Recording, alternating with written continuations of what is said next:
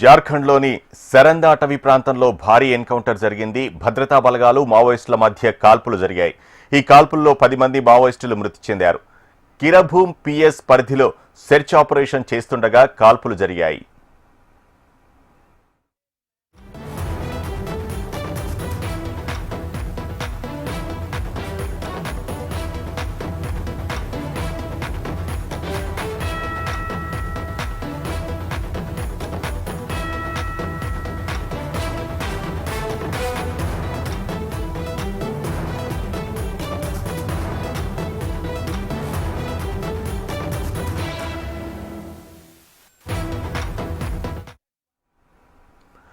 జార్ఖండ్లోని సరంద అటవీ ప్రాంతంలో భారీ ఎన్కౌంటర్ జరిగింది. భద్రతా బలగాలు మావోయిస్టుల మధ్య కాల్పులు జరిగాయి. ఈ కాల్పుల్లో 10 మంది మావోయిస్టులు మృతి చెందారు.